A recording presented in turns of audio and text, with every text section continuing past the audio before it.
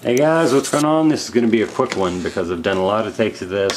This mic is a good mic, but you have to actually program all the stuff up into the CPS through the radio before this mic will even work.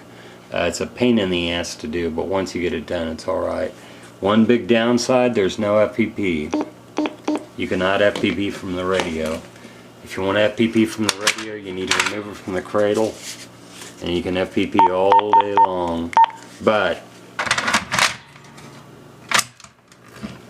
you've got to literally take it out of the cradle to do that. You've got DTMF tones, you've got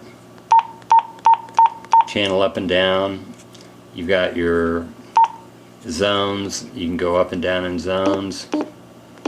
Let me see, what am I doing wrong here? Oh, okay, yeah, you got to do it just like the radio, because this is the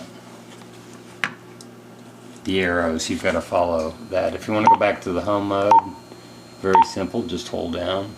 That's got to be programmed in the CPS. It's programmed for keypad lock on this one. I just did this arbitrarily.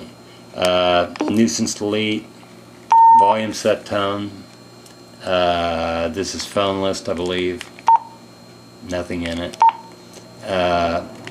Monitor and scan up and down. DTMF tones. Son of a bitch.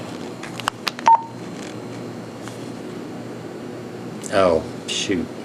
Make sure you're on the right. Oh, turn the keypad lock off. Damn it.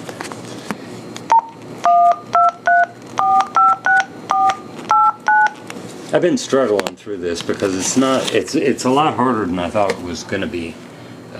These mics, there's a lot to them, but you've got to have a DTMF phone patch to do this. But as far as the mics, as far as the radios, going back and forth, check, shit, check.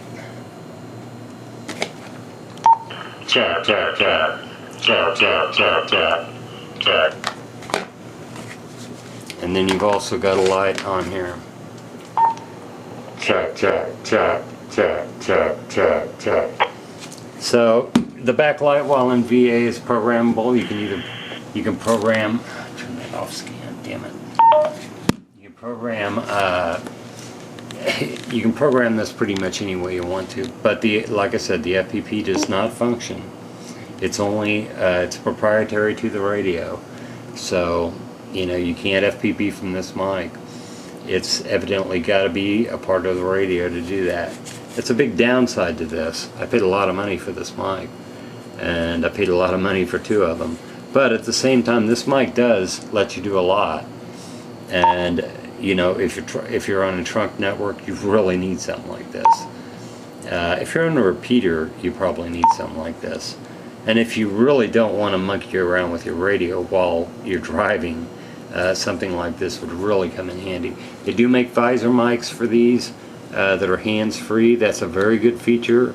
They're optional. I haven't seen one. I haven't even seen one for sale, but I haven't really been looking. But these can be hooked up to visor mics, and you can put the mic on your visor, and you can run through it like that. The remote, when it's in the remote, it'll say remote. So for what it is, these XTVAs are very nice, and they do the job. But that FPP function, call me spoiled, but I really wish I was part of this mic, but it's not. It's just unfortunate, but it does a lot. You've got a lot of other features that that you can access and that you can program into this. You can program this thing to do so many things. So for what it is, not bad.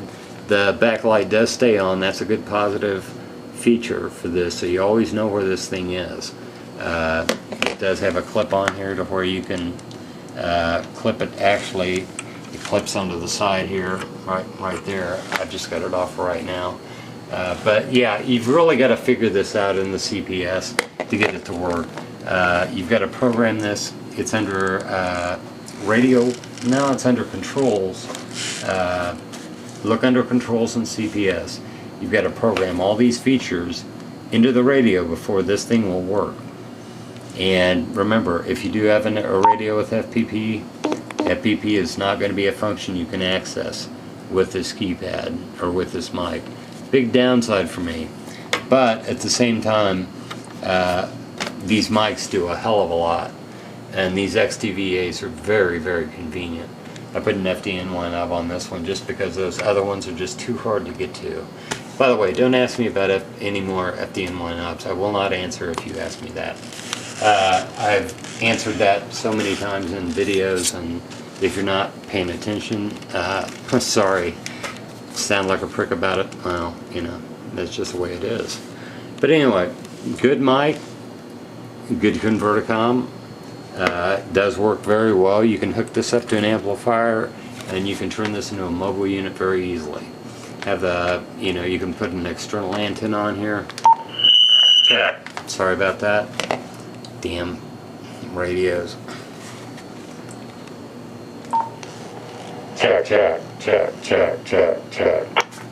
So, you know, you do have a lot of control with this mic that you wouldn't have with the palm mic. That said, the ergonomics of this, I mean, it does, while it does fit your hand fine, I do like the potato style mics a little bit better for that kind of ergonomic